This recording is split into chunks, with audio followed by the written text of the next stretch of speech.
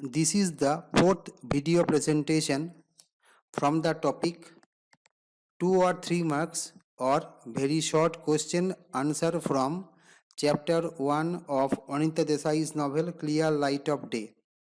In this video presentation, you will find 50 questions and their answers. Now, my dear students, I welcome you all to my educational channel. The name of my educational channel is Priyankar Datto. Here you will find video presentations on English language and literature of school level, college level, as well as of competitive examinations. Now, before starting the question answer session, I shall draw your attention to a particular thing, and it is that in the comment section of my video presentation, you will put forward your opinion regarding that video presentation, and for any other kind of support, you are requested to WhatsApp me in my number 9434581673. You can also drop a message through Telegram, and the number is 9434581673. And you can also send me a mail, and my mail ID is priyankardattoenglish@gmail.com. Now we shall move to the main focus of this video presentation. Now we have come to the 71st question from chapter 1 of Clear Light of Day, and the question is, who were the Misra sisters and why did Bhim and Tara visit them?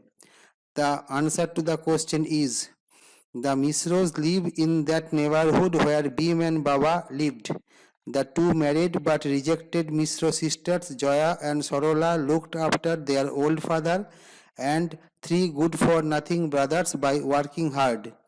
Bhim and Tara visited them because they had been asking about Tara and really wanted to meet her. The 72nd question is, how did the two Misra sisters earn their living? The answer to the question is, the two Misra sisters, Joya and Sorola, were married but rejected by their husbands. Since their three brothers were good for nothing, they had to toil to look after themselves, their old father and their brothers. For this, they ran a nursery school in their house at daytime, and in the evening taught little girls how to sing and dance. The next question is, in which sense were the Misra sisters different from the Misra brothers? The answer to the question is, the Misra sisters were different from the Misra brothers in many ways. The Misra sisters were married though rejected by their husbands. However, the Misra brothers were bachelors. Moreover, the Misra sisters were always busy with their work, but the Misra brothers had no work to do at all. Then the sisters were hardworking, but the brothers were lazy. Now, the next question is, where did Bhim plan to go in the house of the Misra sisters and where did she go instead? The answer to the question is, in the house of the Misra sisters, Bhim planned to go to that room where the Misra sisters were teaching little girls how to sing and dance. However, instead of it, she went up the stairs to the veranda where the old father of the Misra brothers and sisters sat reclining on a wooden divan. The next question is, reproduce the initial different activities of Bhim and Tara in the house of the Misra sisters. The answer to the question is, in the house of the Misra sisters, Bakul and Tara sat down on the lawn where the Misra brothers had been sitting and began talking to them. On the other hand, Bhim went up the stairs to the veranda where the old father of the Misra brothers and sisters was reclining on a wooden divan. The next question is, what was the scene after the completion of the singing and dancing classes conducted by the Misra sisters? The answer to the question is, after the completion of the singing and dancing classes conducted by the Misra sisters, the little girls who were taking the lessons came out and ran down the drive to the gate where their ayahs had been waiting for them. Then the two Misra sisters came out. They were perspiring and looked very tired. The next question is, what did Mr. Misra tell Bhim about his life in Burma? The answer to the question is, Mr. Misra told Bhim that he wanted to go to England to study law but went to Burma after a Swami told him that he could make a lot of money in the East without doing much work. He added that he made a lot of money but did not develop any sense of discipline and had no academic degree. The next question is, how did Mr. Misra justify his decision of not going to England but going to Burma instead? The answer to the question is, Mr. Misra justified his decision of not going to England but going to Burma instead by saying that the said action was caused by fate.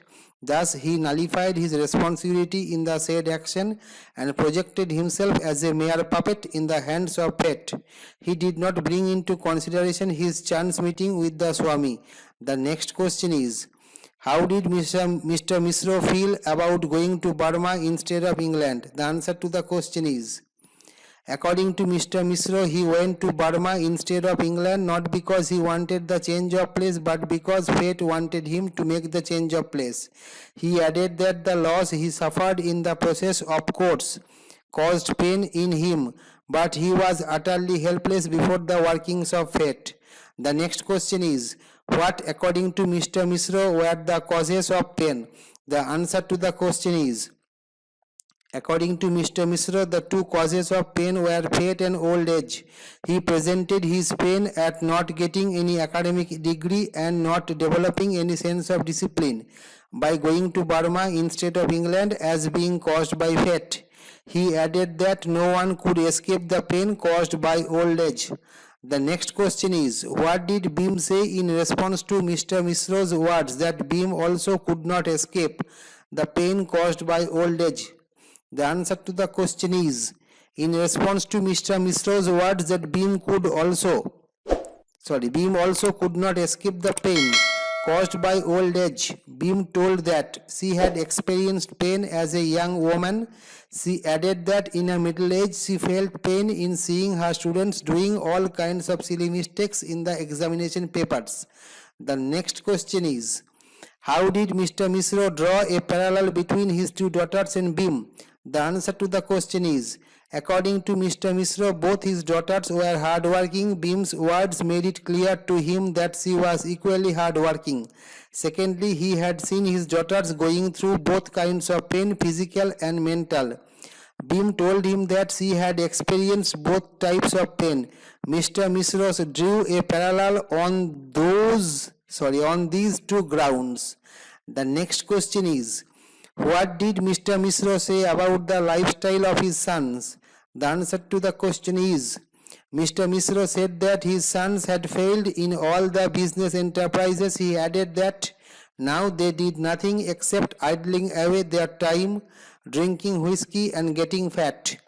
He also said that his daughters had to pay for the whiskey which they drank. Thus he provided a negative picture of the lifestyle of his sons. The next question is, how did Mr. Misra compare his sons with his daughters? The answer to the question is, according to Mr. Misra, his sons were idle and did not do any work. He added that they only drank whiskey and got fat. However, according to him, his daughters were hardworking and painstaking. He did not forget to mention that his daughters paid the money for the whiskey of his sons.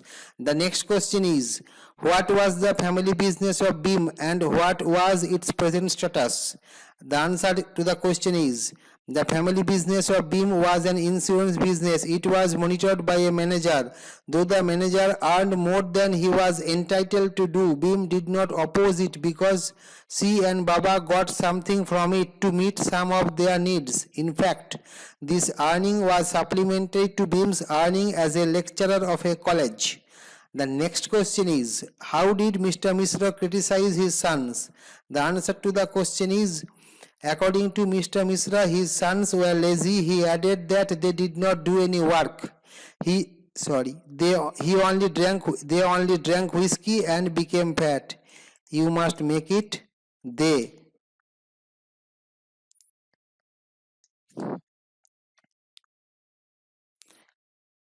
He also mentioned that his sons failed in all the works. He could not put up with the fact that his sons were provided both food and drink by their sisters. The next question is, what did Mr. Misra say about himself as a young man? The answer to the question is, Mr. Misra made self-condemnation in saying about himself as a young man. He said that he had been as fat, stupid, greedy, and wicked as any of his sons. He added that he had been a boozer, a womanizer, and a bankrupt. He concluded by saying that he had been worse than any of them. The next question is, why did Bhim come down from the upper story of the Misra household? The answer to the question is, Bhim had been talking to Mr. Misra.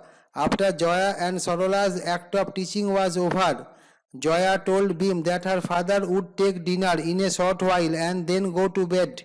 She also told Bhim to come down from the upper story of the Misra household. You must write down household here.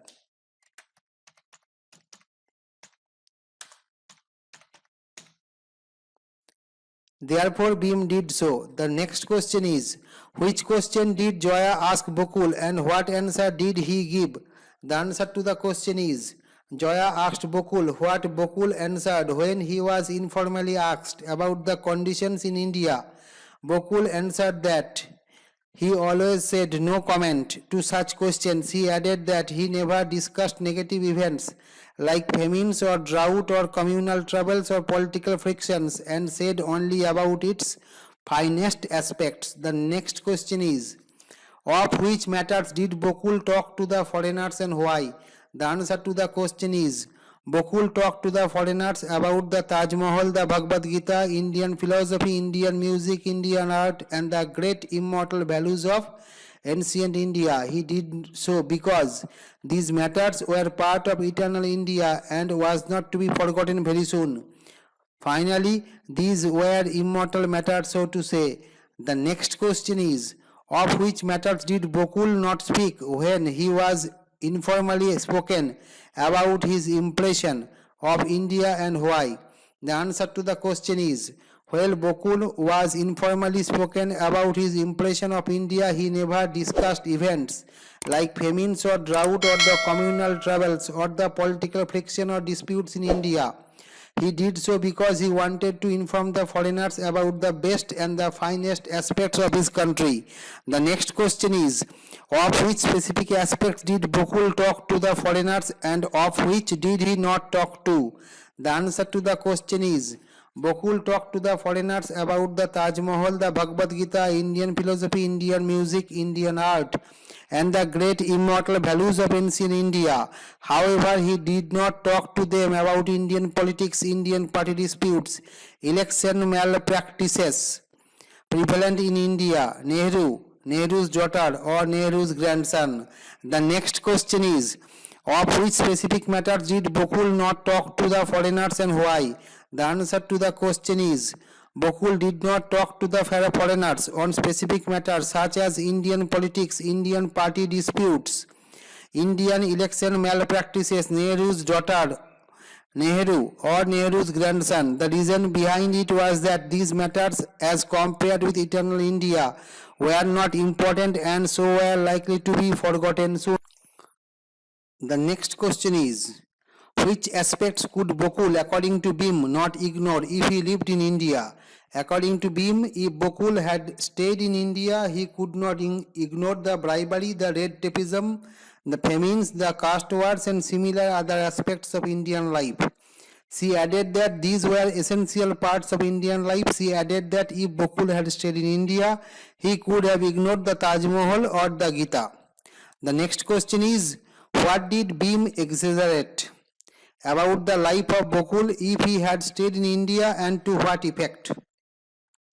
According to Bhim, if Bakul had stayed in India, he would have to queue up for the rations and struggle to balance his domestic budget.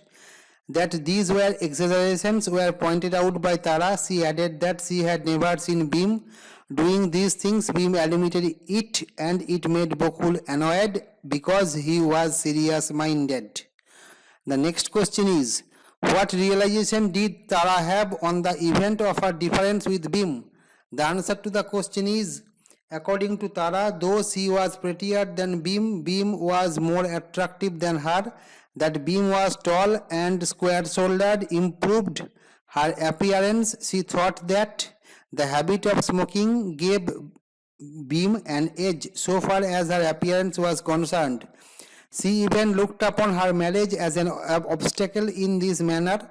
The next question is, who constituted the Misra family? The answer to the question is, Mr. Misra was the head of the Misra family. He had 3 sons and 2 daughters. The sons were named Mulk, Brij and Manu. The daughters were named Jaya and Sarola. The sons led an unsystematic life. However, the daughters, despite their unsuccessful marital life, exhibited an organized lifestyle, so to say. The next question is, what examples of Tara's cosmopolitanism were exhibited in the course of the novel and why was it called superficial? The answer to the question is, 2 examples of Tara's cosmopolitanism were exhibited in the course of the novel. The first example was that she was wearing a chiffon sari when she went to the house of the Misros. The second example was that on this occasion she carried a leather bag. Since Tara was yet to assimilate this cosmopolitanism, it is called superficial. The next question is, how did Tara and the Misra sisters differ on the question of the proper age of Tara's daughters to get married? The questions of the Misra sisters whether the daughters of Tara should come home to get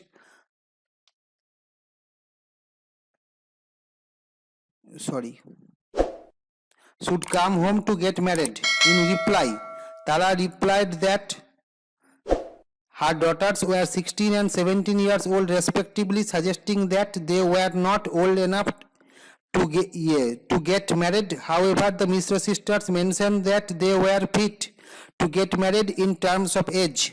The next question is, why did Mulk begin to sing and to what effect? The answer to the question is, Mulk got intoxicated and so began to sing. The Misra sisters tried to stop him, but he shouted for musicians to play their instruments with his song. When they told that they did not have any money, Mulk told them that they were not spending the money he was giving to them. The matter ended as Bakul took Mulk away. The next question is, why did Bhim suggest that they should get back home immediately? The answer to the question is, Bhim suggested that they should get back home immediately because if they did not get back immediately, the cook would fall asleep. As a result, they would have gone without dinner. She added that even Baba would have to go to bed hungry. It was evident that Bhim did not want Baba to remain unfed in any situation. The next question is, what is potluck and why did Bhim refuse to stay at the Misra family to have potluck? The answer to the question is, the word potluck means eating whatever is available in someone's house because of not being formally invited for taking food. Bhim had stayed once at the Misra family to have potluck. However, she found that even the Misra sisters did not have enough food for them, so Bhim refused to stay with the Misra family to have potluck. The next question is, which flowers did Joya offer Tara and why? The answer to the question is, Joya offered Tara some jasmine flowers. The reason behind it was that these flowers made her think of the picnic which they had many years ago in the Lodi gardens. However, the mention of the picnic made Tara remember an unpleasant incident which she wanted to keep away from her mind. The next question is, what idea about the present condition of Hyder Ali's house in Old Delhi did Bhim provide? The answer to the question is, according to Bhim, Hyder Ali's house, you should put a comma here. Hyder Ali's house in Old Delhi was being looked after by a caretaker. She added that this person was a poor relation of Hyder Ali. She also said that this person used to take opium and so did not take care as to whether the house remained intact or broke down. The next question is, reproduce Bhim's delusion of Miramasi. The answer to the question is, Bhim told that after the death of Miramasi, she used to see her somewhere close to the hedge. She added that she did not have a clear view of her in any instance. She thought that perhaps Miramasi saying that she would drown herself in the well close to the hedge had produced in her the delusion. The next question is, how did Bhim associate herself with T.S. Eliot's The Wasteland? The answer to the question is, Bhim used to have a feeling of seeing Miramasi already dead near the hedge of their house. Though she could not see her properly, she thought that her experience was equal to those of Antarctic explorers, of whom T.S. Eliot had written in his notes to The Wasteland. The next question is, how did Tara differentiate between herself on one hand and Raja and Baba on the other hand? On the point of quoting poetry, the answer to the question is, according to Tara, she could not quote lines of poetry while Bhim and Raja could do so. She added that the reason behind her inability was that she could not memorize a poem which Bhim and Raja could do. The matter came when Bhim quoted from The Wasteland to equate her feelings with that of the American explorers. The next question is, how did Baba appear to Bhim and Tara when they returned from the house of the Misra sisters? The answer to the question is, when Bhim and Tara returned from the house of the Misra sisters, Baba was asleep. He appeared to them to be a white flower or harmless garden spider. They also thought that when Baba was born, his parents were already late in their lives and they had no vitality and no personality left to inject these qualities in Raja. The next question is, what changes came to the life of Bhim in the summer of 1947? The answer to the question is, the summer of 1947 was very eventful in the life of Bhim. Tara had already been married, Raja had already been settled, and Miramasi was already dead. So Bhim was left alone in the house with Baba. In the summer, Bhim got a lecturer's job in a college, and it gave her economic independence and the resultant happiness. The next question is, how problematic was the youth of Bhim and Tara? The answer to the question is, during the youth of Bhim and Tara, fires could be seen in the walled city every night. The country had already faced partition. It was a problematic time for every Hindu and every Muslim in India and Pakistan. Bhim and Tara had no clue as to how to face this problematic time.